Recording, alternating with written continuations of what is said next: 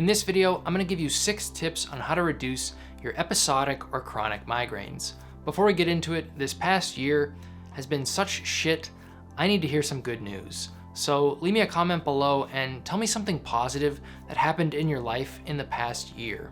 Whether it be a humble brag or a full-on brag, I want to hear about it. I need some positivity. Back to the topic of the video.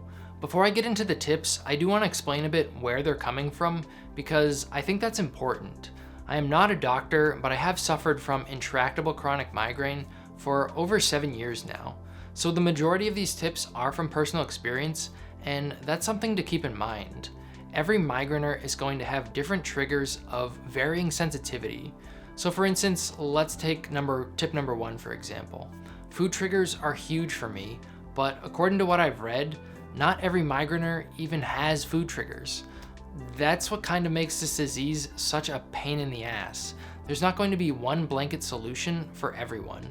Unfortunately, it's going to be a lot of trial and error, and oftentimes those errors can take their toll, both physically and mentally. Believe me, I know, I've tried 16 plus different migraine meds.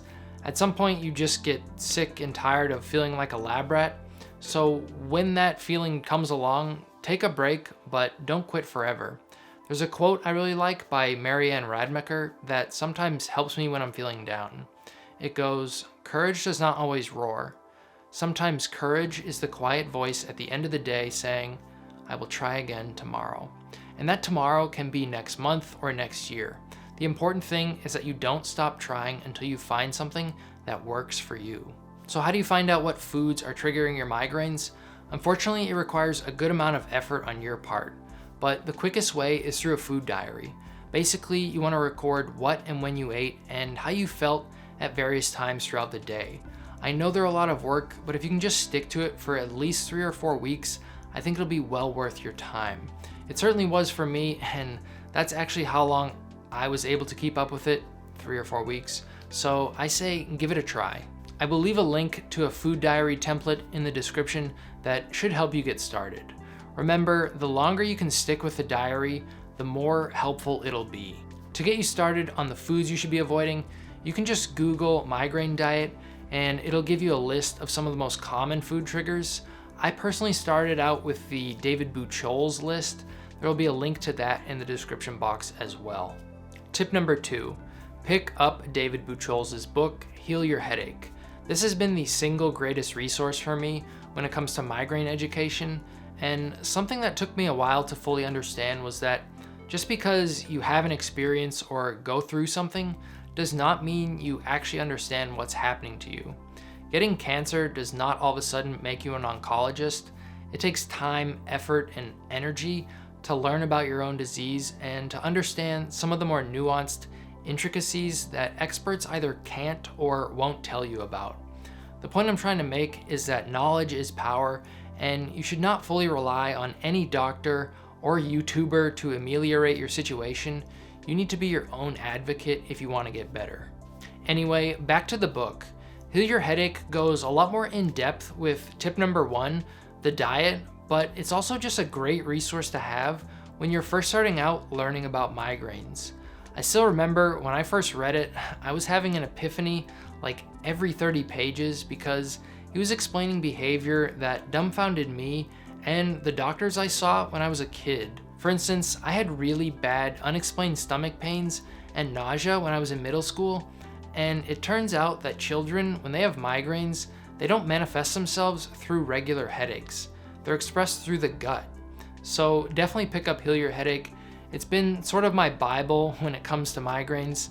It's the book I've come back to numerous times because it really is such a fantastic resource. Link to that will also be in the description box below as well. Tip number 3, find a neurologist who knows what they're doing. This one is pretty simple yet crucial to getting better. Try to find a doctor who specializes in migraines.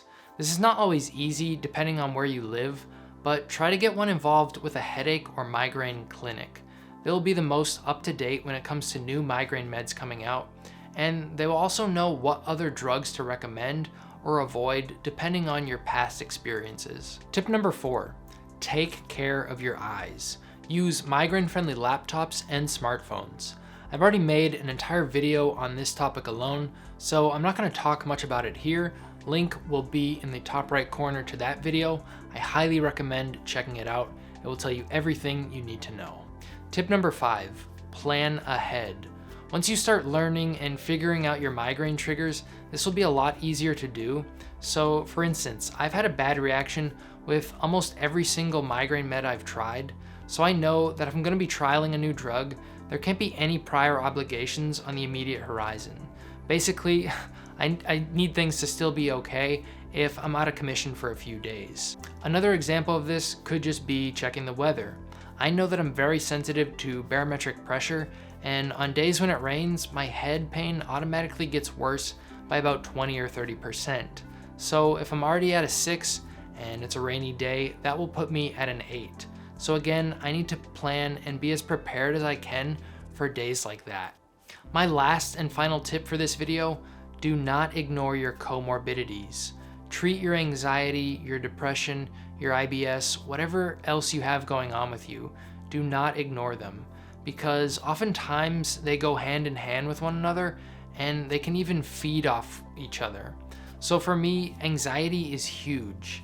Anxiety can be both the cause and result of a migraine. So what do I do for it? Well, I go to therapy about once a week. I found just talking to someone and getting things off your chest can be super helpful. I also try to get outside in nature at least a few times a week. Research has shown that just being outside in nature for just 10 minutes can help with anxiety and depression. Sunlight and vitamin D are also key. Anyway, guys, that's gonna do it for this video. As always, I hope you found it helpful. Let me know if you think there are any crucial tips I missed. Migraine is such a complicated disorder. I know I left out a few, but I felt that these were the biggest and most important to me. I'm curious to hear what other people have found helpful. Subscribe if you'd like to see more content like this, and I'll see you guys in the next one. Take care.